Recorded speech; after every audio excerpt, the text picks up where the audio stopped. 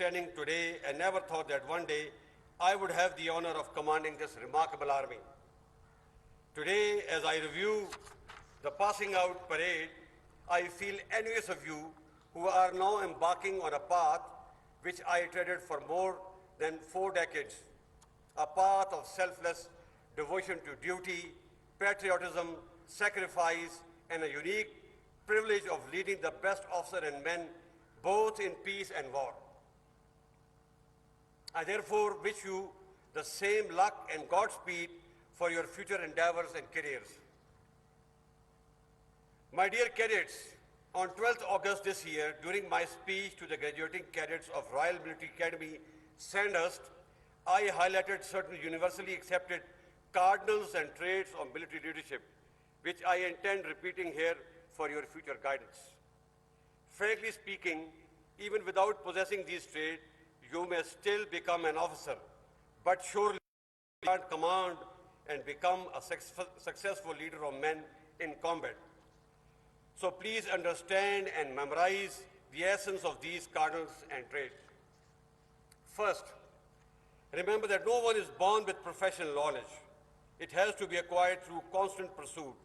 Without it, you cannot achieve professional competence, which in turn is the hallmark of successful military leadership. The journey that awaits you is challenging as well as exciting. The demands of professional military service will be much high as you grow in service. You need to equip yourself with the lofty attributes of leadership, with clear sense of purpose to gain respect and trust of your subordinates. It is only through development of unwavering trust and confidence that you can instill a spirit de corps in your under command, which will hold you together in times of crisis. You must also understand that persona of a just and impartial commander who exhibits merit in dispensation of reward and punishment is the one who will earn unconditional loyalty and obedience of his under command. As a leader, you need to have courage and ability to take difficult decisions and then accept full responsibility. Correct decision making requires competence and confidence, which can only be acquired through high-class military education, rigorous training, and continuous study of military history. In the words of Sir Basil Whittle Hart, and I quote, "An officer who has not studied military history as a science is of little use beyond the rank of a captain." Remember the value of keeping up a brave face in front of your men when you are as shattered and frightened inside as all of them in a life and death situation. The contagious energy that you will instill in your men when you lead them by example and not merely by words. Remember, when a lot of lead is flying in the air in the battlefield, an officer never says advance. He always says, follow me. The importance of keeping the well-being of your troops ahead of your own is the hallmark of a successful military leader. The essence of the last point cannot be better articulated than what was said by Field Marshal Philip Walhouse Chetwood, who said, and I quote, "The safety, honor, and welfare of your country come first, always and every time. The honor, welfare, comfort of the men you command come next. Your own ease, comfort, and safety comes last, always and every time," end quote. These eternal words are boldly etched even today on the walls of Brigadier Francis Ingle Memorial Hall in Pakistan Military Academy to remind every cadet officer of the importance of these essential cardinals of military leadership. Ladies and gentlemen, Pakistan is a peace-loving country. In our quest for peace, we have extended sincere and all-out efforts to evolve good neighborly relations with all our neighbors and regional countries. We are trying our best to break the political logjam which has denied the countries of South Asia to move forward and resolve all regional and bilateral issues in a peaceful and dignified manner. People of South Asia, like the rest of the world, deserve prosperity and better living conditions. This can only happen with sustained economic growth, development, and above all, lasting peace. Therefore, we must strive hard to keep the flames of war away from the region. We must give peace a chance by developing a mechanism to resolve all our bilateral issues peacefully.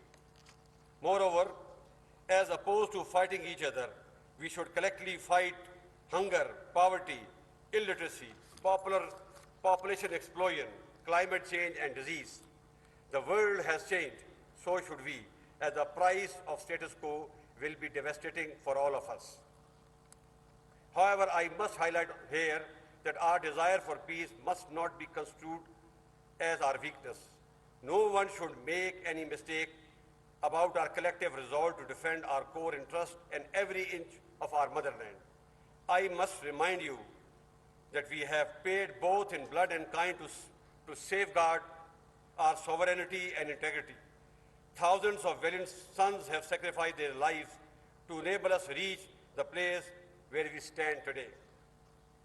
My dear cadets, you are entering the service at a time when the challenges facing the country are complex and multifaceted. Hence, your responsibilities are far greater and more demanding than that of your predecessors.